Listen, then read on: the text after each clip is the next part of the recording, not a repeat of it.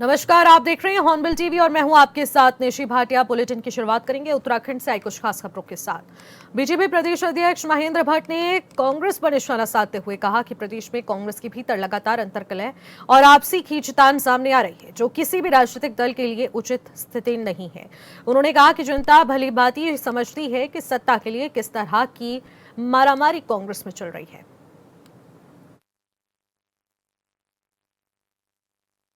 ये कांग्रेस का आंतरिक द्वंद्व है, लेकिन प्रदेश के मुख्य विपक्षी दल के अंदर इस प्रकार का द्वंद्व, सत्ता का द्वंद्व अभी से दिखाई दे रहा है। ये उचित नहीं है। जनता जानती है कि सत्ता के लिए किस प्रकार की मारामारी कांग्रेस के अंदर होती है। हमारे 4 लोग के जाने के बाद जो वहाँ जिनको वो हमारा बता रहे हैं और हम स्पष्ट तौर से कह रहे हैं कि हमारे नहीं हैं। हमने 10 साल पहले किसी को निकाल दिया, किसी को 5 साल पहले निकाल दिया। बीजेपी की सदस्यता 3 साल के अंदर होती है। 3 साल बाद जो सदस्य नहीं बनता वो बीजेपी सदस्य कहलाता ही नहीं है। तो अगर इस प्रकार के लोगों को जाने से उन्हीं को नहीं संभाल पा रहे। हमारे यहाँ तो परसों हरिद्वार के अंदर ज्वाइनिंग हुई, आज यहीं 4-12 बजे अभी ज्वाइनिंग का बड़ा कार्यक्रम है। कांग्रेस के कई प्रमुख लोग आज भी पार्टी ज्वाइन करने वाले हैं। तो हमारे बड़ा कुनवा है, सब प्रकार के कार्यक्रमों को सम्मान लेते हुए हम चलते हैं। और भारतीय जनता पार्टी अपने चुनाव के रण में आगे है। हमें कांग्रेस के द्वंद्व से कोई लेना देना नहीं है। उत्तराखंड में 14 अप्रैल को देशी प्रधानमंत्री नरेंद्र मोदी के संभावित दौरे को लेकर सियासत तेज हो चुकी है। बीजेपी प्रदेश अध्यक्ष महेंद्र भट्ट ने इस दौरे को लेकर बड़ा बयान दिया है। उन्होंने कहा कि प्रधानमंत्री का उत्तराखंड से विशेष लगाव है। वहीं प्रधानमंत्री मोदी के दौरे को लेकर कांग्रेस प्रदेश अध्यक्ष गणेश गोदियाल ने कटाक्ष किया। उन्होंने कहा कि प्रधानमंत्री मोदी के दावे सब जुमले हैं। गोदियाल के अंकिता भंडारी हत्याकांड समेत कई मुद्दों को लेकर बयान भी सामने आए।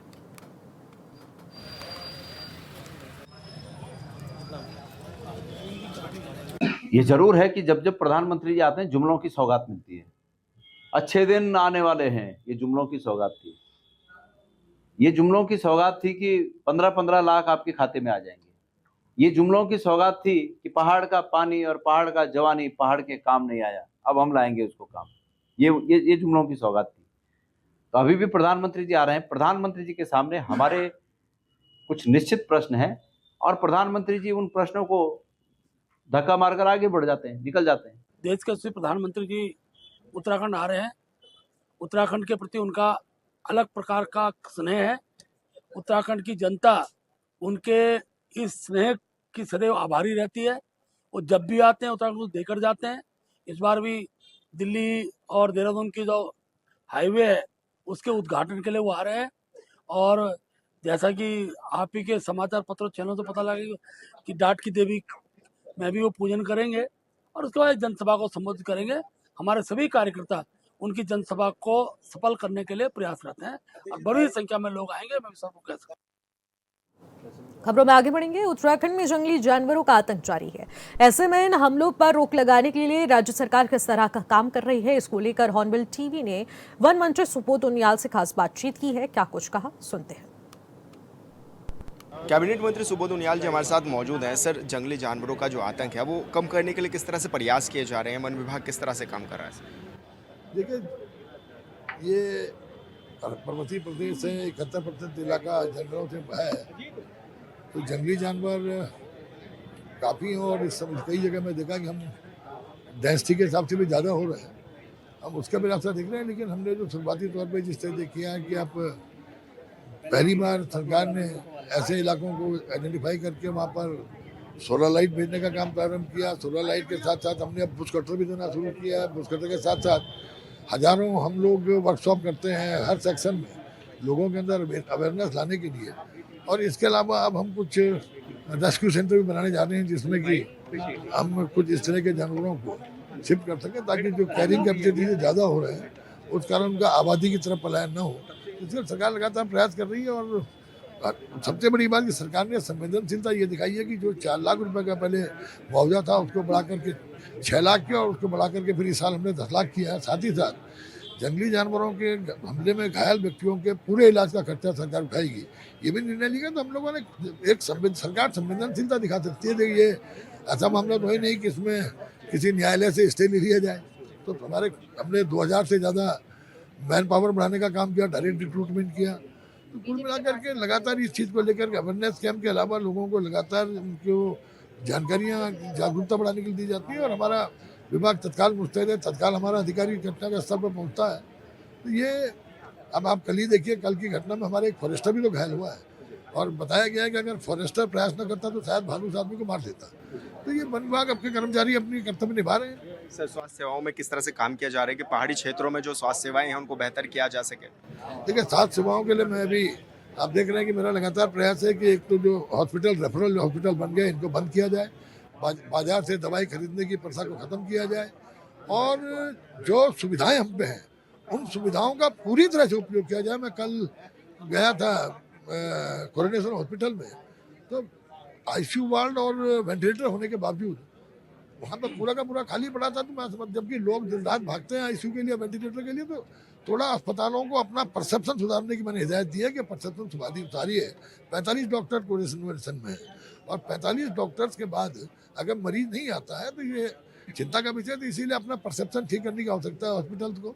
और इसके अलावा हम लोग अब एक डिजिटल भी करने पर विचार कर रहे हैं कि किस तरह से हम जो एक सीएचसी किसी ब्लॉक की होती है उससे उस ब्लॉक के सारे हॉस्पिटल्स को जोड़ते हुए डिजिटलाइज के उससे ट्रीटमेंट पर आगे बढ़े। तो कुल मिलाकर के अभी हम तमाम रिफॉर्म्स जो करने हैं उसके अभी चार धाम पर भी डॉक्टर्स की तैनाती की जाएगी।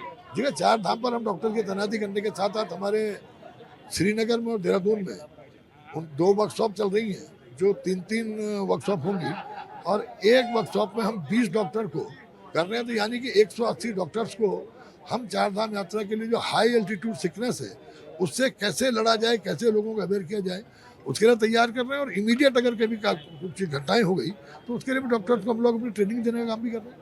धन्यवाद सर, हमसे बातचीत करने के लिए। तो सुबोध उनियाल जी हमारे साथ थे जो कि तमाम विषयों पर हमारे साथ बातचीत कर रहे थे और बता रहे थे कि किस तरह की तैयारियां होंगी 4 धाम यात्रा को लेकर भी, क्योंकि वहां पर भी डॉक्टर्स की तैनाती की जाएगी और साथ ही स्वास्थ्य सेवाओं को लेकर भी उन्होंने बताया कि किस तरह से कार्य वो कर रहे हैं। ऑन बिल टीवी के लिए देहरादून से विशाल गर्ग। आईओसीएल के divisional retail sale head Krishna Kumar Gupta ने पीएनजी विस्तार को लेकर कहा कि राजधानी समेत बड़े शहरों में तेजी से काम किया जा रहा है। जहां पर इंफ्रास्ट्रक्चर की जरूरत है वहां प्राथमिकता के आधार पर इसे विकसित किया जा रहा है। उन्होंने बताया कि सरकार की ओर से अप्रूवल प्रक्रिया को आसान और तेज किया जा रहा है, जिससे पीएनजी कनेक्शन देने की रफ्तार बढ़ी है। साथ ही हाई कंपोजिशन एरिया को भी चिन्हित कर वहां फोकस किया जा रहा है और लोगों में पीएनजी के प्रति जागरूकता भी बढ़ाई जा रही है।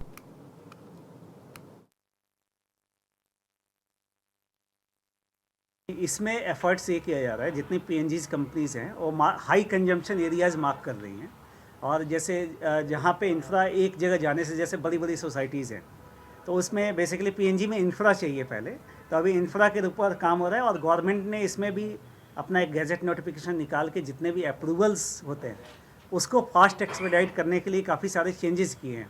उस कंट्रोल ऑर्डर में जो अप्रूवल्स, जो नंबर ऑफ़ अप्रूवल्स जो पहले मान लीजिए 100 लगते थे वो अप्रूवल्स घटा के उन्होंने 5-10 कर दिए। तो अप्रूवल्स कम होने से वो लोग फास्टर वे में काम कर रहे हैं और उनको भी पूरी तरह से मुस्तैद हैं वो लोग पूरी ट्रैकिंग करके कि जो हाई डिमांड सेंटर्स हैं पहले उसको टारगेट करके वहाँ पे पीएनजी पहुँचाई जाए और अवेयरनेस भी पूरी फैलाई जाए। चारधाम यात्रा के शुरू होने से पहले ही ईंधन सप्लाई को लेकर तैयारियां तेज हो गई है। इसी को लेकर आईओसीएल के divisional retail sale head Krishna Kumar Gupta ने बताया कि यात्रा के दौरान बढ़ने वाली मांग को देखते हुए पहले से ही प्लानिंग की गई है। उन्होंने कहा कि ऐतिहासिक आंकड़ों के आधार पर प्रोजेक्शन तैयार कर अतिरिक्त जरूरतों का प्रस्ताव केंद्र सरकार को भेजा जा रहा है।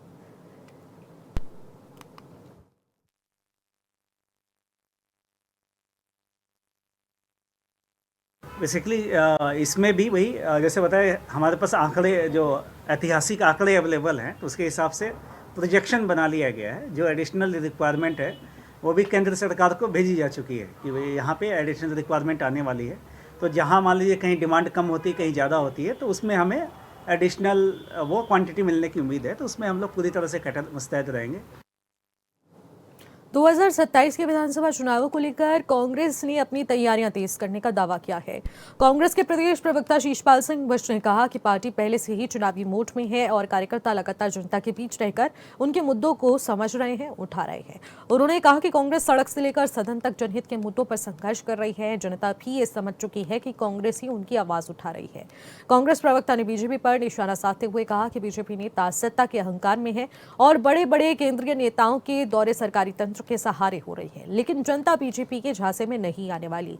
उन्होंने कहा कि कांग्रेस ने चुनाव प्रबंधन और संगठनात्मक स्तर पर पहले ही अपनी टीम तैयार कर ली है और वरिष्ठ नेताओं के नेतृत्व में लगातार जनसंपर्क अभियान चलाया जा रहा है, जिससे 2027 में कांग्रेस मजबूत स्थिति में नजर आएगी। 2027 के विधानसभा चुनाव की तैयारियों को लेकर के कांग्रेस पार्टी पहले से ही गंभीर है। कांग्रेस के कार्यकर्ता लगातार जनता की सेवा कर रहे हैं। कांग्रेस का नेतृत्व भी लगातार जनता के बीच में और जनता के मुद्दों पर सड़क से लेकर सदन तक कांग्रेस लगातार संघर्ष कर रही है। जनता भी जानती है कि कांग्रेस ही जो है उनकी लगातार सेवा कर रही है। भारतीय जनता पार्टी के नेता तो सत्ता के घमंड में जो है मदमस्त है, उनके अंदर सिर तो सत्ता का अहंकार जो है बोल रहा है। और भाजपा के जो बड़े नेता इस समय प्रदेश में आ रहे हैं, चाहे वो अमित शाह जी हों, चाहे राजनाथ सिंह जी हों, चाहे पहले शिवराज सिंह चौहान जी आए हैं, वो तो सरकारी तंत्र और सरकारी धन की जो है महिमा है। लेकिन जनता भाजपा के किसी झांसे कालाढूंगी के वार्ड नंबर 3 में छत समेत छज्जा गिरने से 6 लोग गंभीर रूप से घायल हुए हैं, जिन्हें अस्पताल में भर्ती कराया गया। मौके पर देर से 108 के पहुंचने पर पूर्व सभासद मोहम्मद दानिश ने नाराजगी जताते हुए कहा कि सरकार की ओर से कालाढूंगी सामुदायिक स्वास्थ्य केंद्र में एक ही एम्बुलेंस है, जबकि यहां आए दिन दुर्घटनाएं होती रहती हैं। ऐसे में उन्होंने सरकार से एक और एम्बुलेंस देने की मांग की है। अभी तो 8 बजे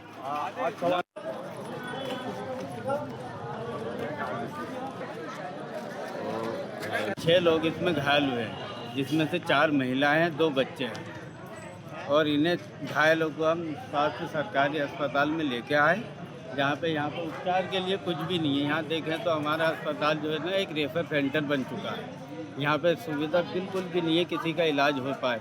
फिर स्थानीय लोगों की मदद से अपने निजी वाहन से उन 6 के 6 लोगों को हमने हल्द्वानी रेफ़र करवाया, हल्द्वानी सुशीला तिवारी करवाया है। अब पीछे से हम लोग भी वहाँ जाएंगे, देखेंगे और उनका जो है ट्रीटमेंट वहाँ कराएंगे। एक और सरकार से क्या मांग चाहते हैं आप? सरकार से एक हमारी ये मांग है, कालाढूंगी क्षेत्र हमारा इतना बड़ा क्षेत्र है, इसमें 50 गाँव हैं और यहाँ पे मेडिकल के मामले में सुविधाएं बिल्कुल जीरो है। काफ़ी देर से पहुँची है।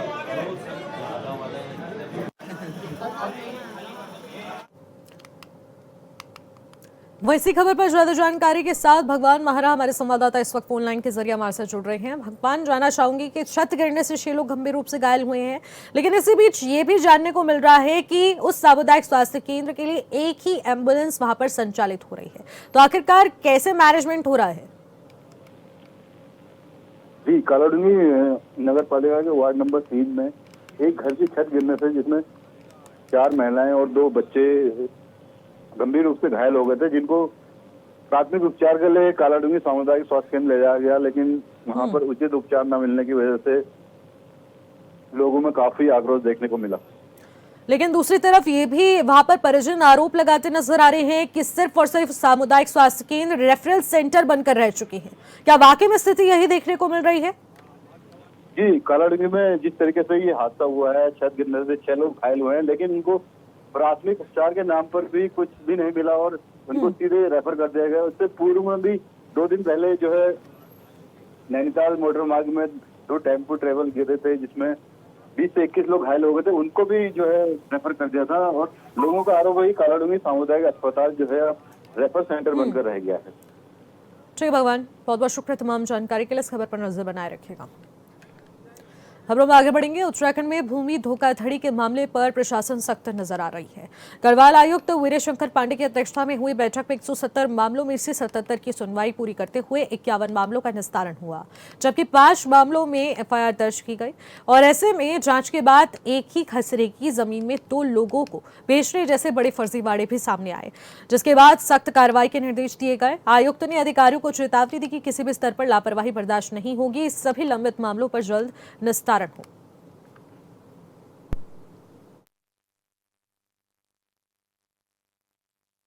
आज के प्रकरण में जो हम लोगों ने यहाँ पर एक उसका अनुशीलन किया, उसमें ये पाया गया है कि तकरीबन 7 या 8 मामलों में तो एफआईआर दर्ज करने के आदेश दिए गए हैं।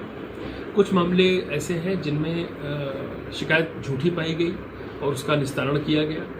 कुछ प्रकरण ऐसे थे जो इसमें ऑनरेबल हाई कोर्ट में या सिविल कोर्ट में मैटर ऑलरेडी सब जुडिस हैं, तो उसमें लैंड फ्रॉड कमेटी किसी तरह से कोई हस्तक्षेप नहीं कर सकती, वो न्यायालय के माध्यम से उनको अनुतोष प्राप्त होगा। उधम सिंह नगर और जसपुर स्थित प्राइवेट स्कूल में कोर्स के नाम पर एनसीईआरटी की किताबों के अलावा एक्स्ट्रा बुक भी बच्चों को खरीदनी पड़ रही है और अभिभावक को जेब पर कोर्स के नाम पर डाका डाला जा रहा है। इसी को लेकर जिला पंचायत सदस्य चरणजीत सिंह ने मुख्य शिक्षा अधिकारी से बातचीत की, जिसके बाद उन्होंने बताया कि प्राइवेट स्कूलों की मनमानी के खिलाफ जल्द कार्रवाई की जाएगी और इस विषय को लेकर मुख्यमंत्री को अवगत कराया जाएगा। मैंने जिला उधम सिंह नगर के मुख्य शिक्षा अधिकारी जी से फ़ोन के माध्यम से वार्ता करी, उनसे जानकारी लेना चाहिए मैंने। उनकी मैं आदेश सुनकर चकित रह गया। उनके द्वारा कहा गया कि 27 मार्च को मैंने प्राइवेट विद्यालयों से मीटिंग की थी और उन्हें दिशा निर्देश भी जारी किया था कि उत्तराखंड की शिक्षा नीति में एनसीईआरटी की बुकें चलेंगी, लेकिन इनकी मनमानी, अवैध वसूली प्राइवेट स्कूलों द्वारा पूरे ज़िले में मेरी बात हुई है, पूरे जिला पंचायत सदस्यगणों से मेरी बात हुई है। सभी ज़िले में प्राइवेट स्कूलों द्वारा अपने मनमाने ढंग से बुकें लगाई जा रही हैं, जिसकी हज़ारों में कीमत है। ये वसूली की जा रही है प्राइवेट स्कूलों द्वारा, उसकी मैंने आवाज़ उठाई है। 1905 भी कंप्लेंट करी है और इस विषय को भी माननीय मुख्यमंत्री जी के सामने मैं रखूँगा और पुरजोर विरोध करूँगा इनका। विकासनगर के मंडी चौक स्थित एक हार्डवेयर की दुकान में अचानक से भीषण आग लग गई। देखते ही देखते दुकान में रखा लाखों रुपए का सामान जलकर राख हो गया। सूचना पर पहुंची कोतवाली थाना पुलिस और फायर ब्रिगेड ने मुशक्कत के बाद आग पर काबू पाया। आग लगने का कारण शॉर्ट सर्किट बताया जा रहा है। हालांकि पुलिस अभी भी मामले की गहनता से जांच कर रही है। ये मंडी चौक पे दुकान में आग लगने की सूचना मिली थी। इस वक्त तत्काल थाने से पुलिस फोर्स भेजा गया और फायर सर्विस को डाक पत्थर में जो हमारे फायर सर्विस है उसको सूचना दी गई। तत्काल 15 मिनट के अंदर फायर सर्विस मौके पे पहुंच गई थी। आग पे काफी हद तक काबू पाया गया है, लेकिन जो अभी जो अंदर रबड़ का सामान था उसमें अंदर से आग लगी हो, तो अभी आग पे काबू पाया गया, लेकिन फिर भी लास्ट तक जब तक पूरी आग पे काबू नहीं पाया जाता, पूरा सामान को बाहर नहीं निकाला जाता, एक रेस्क्यू कार्य जारी है। जनहानि का कोई नहीं है, नुकसान है, वो नुकसान का आकलन बाद में किया जाए। ये सुबह 9:36 पर ही 9:36 पर लगभग देखा गया कि शटर खोला गया और उसके साथ साथ ही शटर खोलते ही इसमें धुआं निकलना शुरू हुआ, तो साथ साथ उसे बुलाया गया और फिर देखा गया इसमें शॉर्ट सर्किट माना जा रहा है। मेरे हिसाब से शॉर्ट सर्किट माना जा रहा है। जब दुकान काहे की थी? दुकान ये हार्डवेयर की है और शीशे की दुकान है और आपका इसमें केमिकल वगैरह भी है। आग लगने से केमिकल भी फैलने के हो सकता है, केमिकल से भी लगी हो, प्लाई वगैरह है। सारा सामान जल गया, कुछ बचा हुआ है? मेरे हिसाब से मैक्सिमम 90% सामान जल। मैं जैसे ही 9 बज के कुछ मिनट में बाहर आया तो मैंने देखा अचानक एक धुआं उठा हुआ था। शटर उठाया तो बहुत तेज आग थी। आग के बाद मैंने तुरंत फायर ब्रिगेड को फोन किया। 9:36 में 15 से 20 मिनट के अंदर फायर ब्रिगेड आ गई थी, मौके पे पुलिस भी आ गई थी। तो मैक्सिमम 90% ऑलमोस्ट डैमेज है। सर ये दुकान काहे की है? ये हार्डवेयर की दुकान है। इसका स्वामी जो है नितिन दुमान, हमारा पड़ोसी, उनका स्वामी है दुकान का। और इसमें शीशे का और हार्डवेयर का प्लाई वो बहुत काम था, जिस कारण से भयंकर आग लगी है। और इतनी भयंकर आग लगी है कि हमने सबमर्सिबल चलाया, उससे भी नहीं बुझ पाई वहां। योग नगरी में पर्यटन और आधुनिक परिवहन को नई दिशा देने के लिए अब पहले चरण को सफल माना जा रहा है। बता दें कि सी प्लेन पशुलोक बैराज के जलाशय में सी प्लेन उतारने का ट्रायल सफल रहा है। अब टिहरी झील में ट्रायल की तैयारियां की जा रही हैं। इसे ऋषिकेश योग नगरी में पर्यटन की दिशा में मील का पत्थर बताया जा रहा है।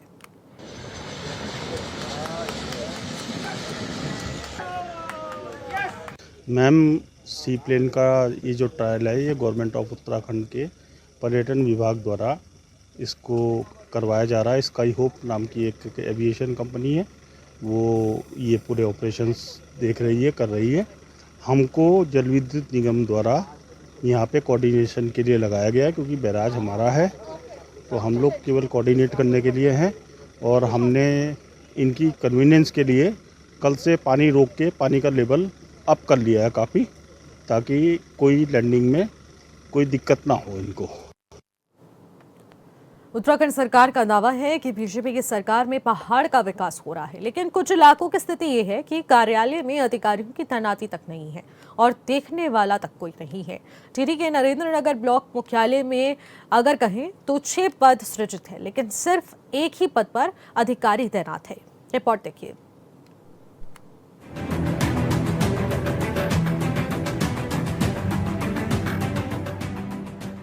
बच्चों के भविष्य और राष्ट्र निर्माण में शिक्षा एक मजबूत और महत्वपूर्ण कारक माना जाता है। जब मगर राष्ट्र निर्माता कहे जाने वाले शिक्षक समस्याओं के लिए दल बदल में फंसे हों, तो ऐसे में चिंताग्रस्त शिक्षक बच्चों के भविष्य निर्माण में अपनी भूमिका बेहतर तरीके से कैसे निभा पाएंगे, यही बड़ा सवाल है। मामला नरेंद्र नगर विकासखंड के शिक्षा विभाग का है। विकासखंड नरेंद्र नगर का ब्लॉक मुख्यालय नरेंद्र नगर से 17 किलोमीटर दूर फकोट में है। यहाँ 8 से 1 तक बच्चों को पढ़ाने वाले शिक्षकों का ब्लॉक स्तरीय कार्यालय है। शिक्षा अधिकारी कार्यालय में आया हूँ। यहाँ पे मेरे पिताजी एक शिक्षक हैं। मैं उनके कार्य के लिए यहाँ नरेंद्र नगर आया था, लेकिन यहाँ की स्थिति देखकर मुझे बहुत ही दुख हो रहा है, क्योंकि यहाँ पर कोई भी अपनी सीट पर नहीं है। केवल यहाँ पर एक सर हैं और उनकी सहायता के लिए यहाँ पर कोई भी नहीं है। काम हो पाए पापा का? नो सर, अभी तो क्योंकि यहाँ पर स्टाफ नहीं है तो उसमें अभी समय लगेगा सर। ऐसा बता रहे हैं सर। ब्लॉक कार्यालय में उप शिक्षक अधिकारी, मुख्य प्रशासनिक अधिकारी और प्रधान सहायक, वरिष्ठ सहायक सभी 1-1 और कनिष्ठ सहायक के 2-2 पद सहित कुल 6 पद सृजित है। मगर ताज्जुब की बात यह है कि इन सभी पदों का दायित्व सिर्फ एक मुख्य प्रशासनिक अधिकारी मुकुल काला निभा रहे हैं। उपखंड शिक्षा अधिकारी का पद जून 2022 से रिक्त चल रहा है। प्रशासनिक अधिकारी और कनिष्ठ सहायक नरेंद्र नगर स्थित खंड शिक्षा अधिकारी कार्यालय में अटैच है। एक को नशा मुक्त केंद्र भेजा जा चुका है, तो जबकि एक 3 महीने से गायब है। एक पद कनिष्ठ सहायक का लंबे समय से रिक्त चला आ रहा है। सर, यहाँ पे 6 पद स्वीकृत हैं। एक उप शिक्षा अधिकारी का है, एक मुख्य प्रशासनिक अधिकारी का है, एक प्रशासनिक अधिकारी है, एक प्रधान सहायक है, एक वरिष्ठ सहायक है और 2 कनिष्ठ सहायक के पद स्वीकृत यहाँ पे है। वर्तमान में एक मुख्य प्रशासनिक अधिकारी के पद पर मैं कार्यरत हूँ, एक प्रशासनिक अधिकारी है, एक प्रधान सहायक है, एक वरिष्ठ सहायक है, एक कनिष्ठ सहायक है, वो अध्यक्ष के पद पर कार्यरत है। 2 पद रिक्त हैं यहाँ पे। प्रभारी उप शिक्षा अधिकारी हैं, वो इसका प्रभार खंड शिक्षा अधिकारी नरेंद्र डिप्टी मैडम के पास है। वो है कि उनके पास अपने वर्क हैं, वो अपने वर्क के हिसाब से जैसे टाइम मिलता है वो मैं बैठा हूँ, जितना मुझसे हो सकता है उतना निपटा रहा हूँ। जितना कोशिश रहती है 100% दूँ अपना, लेकिन मजबूरी है, मेरे पास स्टाफ ही नहीं है यहाँ पे काम करने वाला। कोई मिलता है तो करवा देता हूँ, बाकी अपने आप खुद ही बैठता हूँ, खुद ही करता हूँ। इसे विडंबना नहीं तो क्या कहें। ब्लॉक में कार्यरत 429 शिक्षक शिक्षिकाओं के कार्यों के लिए सृजित 6 कर्मचारियों के कार्य को अकेला एक मुख्य प्रशासनिक अधिकारी ही निभाता आ रहा है। कार्यालय का गेट से लेकर दरवाजा खोलना बंद करने से सब कुछ मुकुल काला के हवाले है। चतुर्थ श्रेणी की भर्ती तो सरकार ने बहुत पहले से ही बंद की हुई है। मुख्य प्रशासनिक अधिकारी मुकुल काला का कहना है कि ब्लॉक कार्यालय की स्थिति का पता वरिष्ठ अधिकारियों को है, लेकिन अभी भी कुछ नहीं हुआ। उन्होंने कहा कि 429 शिक्षकों के प्रकरणों को अकेले नहीं निपटाया जा सकता, इसीलिए लंबे समय से शिक्षकों के प्रकरण लंबित पड़े हुए हैं। अकेले आदमी है? अकेला करता हूँ। 4th क्लास है? ना, 4th क्लास नहीं है, करना पड़ता है। ये जो और लोग हैं सर, ये कहाँ है फिर? ये इसमें से 2 तो बीओ कार्यालय में इसी कार्यालय के काम के लिए अटैच हो रखे हैं। वो कितनी दूर है? नरेंद्र नगर में यहाँ से 22 किलोमीटर दूर पड़ता है। 22 किलोमीटर दूर है यहाँ पे। एक प्रधान सहायक है मेरा, जो जमीर खान है, वो अभी 3 दिन छुट्टी पे गया है, रुड़की का है, वो रह रहा है। वो दिसंबर से मेरे पास यहाँ पे 1 से 8 तक की शिक्षा के लिए यहाँ पर उपखंड शिक्षा अधिकारी यहाँ हैं? ये प्रभारी यहाँ पे नहीं आते हैं? प्रभारी यहाँ जब उनको टाइम मिलता है तभी आते हैं। तभी आते हैं? उनके पास अन्य जगह के चार्ज में हैं, तो तभी आते हैं जब उनको कोई काम होता है। तो कितनी दिक्कत महसूस कर रहा है? दिक्कत तो सर बहुत ज़्यादा है कि सारी पेंडेंसी बहुत ज़्यादा है। वर्क की पेंडेंसी 7th पे कमीशन का अब तक टीचरों को लाभ नहीं मिला है, उनके एरियर्स नहीं निकले हैं, जबकि यहाँ पे पूर्णकालिक अधिकारी पहले रह चुके हैं। लेकिन अभी भी वो सब पेरेंट्स मुझे लगता है कि 70% अभी टीचर्स के एरिया नहीं निकले, कोशिश कर रहे हैं कि निकल जाए, और स्टाफ हो तो तब काम भी कराए। अकेले कितना कर सकता हूँ मैं? एक आदमी का रिकॉर्ड, ट्रैक रिकॉर्ड चेक करने में मुझे 2006 से यदि फिक्सन करके लेता हूँ या नियुक्ति की तिथि से लेता हूँ तो मुझे एक आदमी का चेक करने में कम से कम 2 या 3 दिन लगेंगे। सारा रिकॉर्ड देखना पड़ेगा, उसके बाद उसको हम तब तैयारी को भेजते हैं ऊपर। उपखंड शिक्षा अधिकारी का प्रभार 2022 से खंड शिक्षा अधिकारी के हवाले है, मगर वो फिलहाल इन खबरों में इतना ही। आप देखते रहिएगा हॉर्नबिल टीवी। नमस्कार।